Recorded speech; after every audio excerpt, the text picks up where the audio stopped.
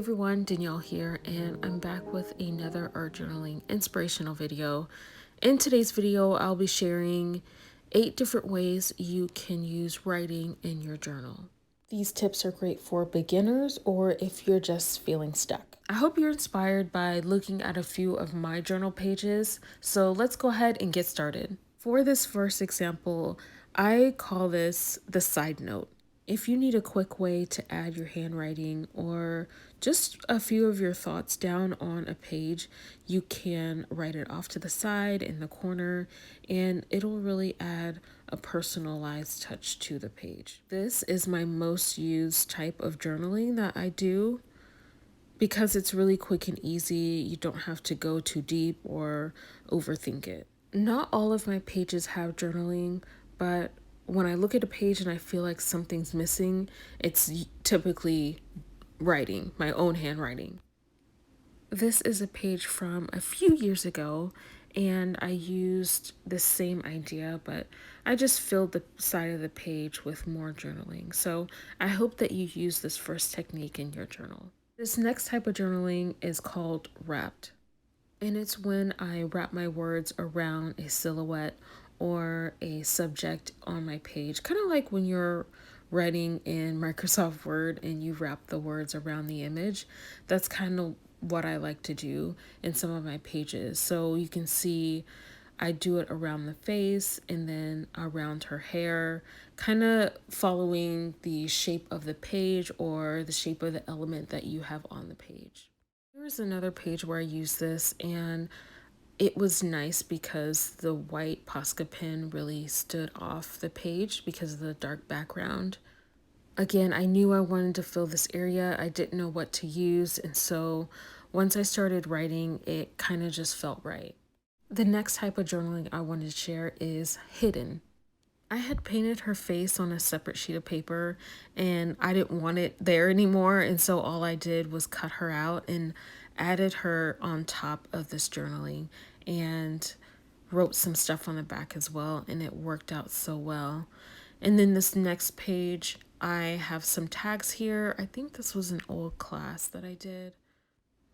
With this type of page, you put the text down first and then you paint over the whole thing. You kind of have to plan it out a little bit, but for the most part, you're just drawing or painting on top and then you add the words underneath.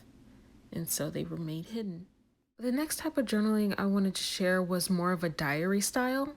This journal was dedicated to a 30-day painting challenge.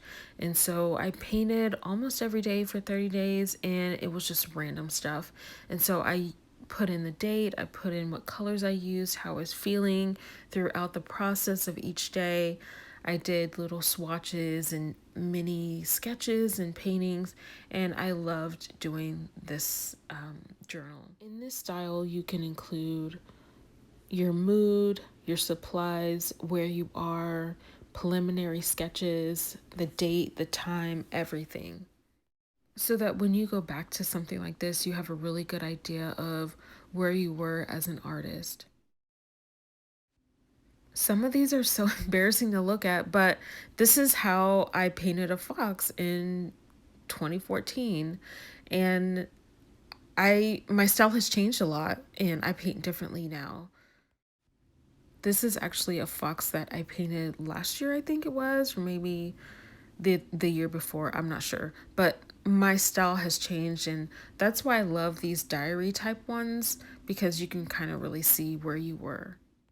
This next type of journaling is called the footnote. This is just like the side note, but I've put it at the bottom. And if you have something at the top of your composition that's kind of heavy, you can use your writing at the bottom to kind of balance it out. I kind of did the same thing here. There's a lot of faces at the top, and then I added some of my journaling towards the bottom to kind of balance things out. This next one I like to call the one-liner. And in this one, I like to do just one sentence, just to say kind of one thing that I'm thinking about or one thing that kind of inspired the page. This is great if you have a really simple are minimalistic style and you don't do a lot of journaling, you can just stick to this one liner and just be done with it, and it'll add a lot to your page. The next style I want to show you is big and bold. And with this style, you can use organized or chaotic, you can do print or cursive, and really play with the sizes and shapes of your letters and where you place them on the page. Last but not least, I call this the silhouette. Now, I really only tried this once and I love the way that it turned out. It's pretty straightforward. I feel like I could have gone a little bit darker. This is watercolor, it's mixed media and collage too, but I feel like I could have gone a little bit darker with the girl silhouette because she gets a little bit lost, but I think you get the idea that you're filling a silhouette with your words or with your journaling. I hope you enjoyed this video, and if you have any questions about any of the pages or the journals or supplies I use, please leave me a comment down below. Thanks for watching, and I'll see you in the next one.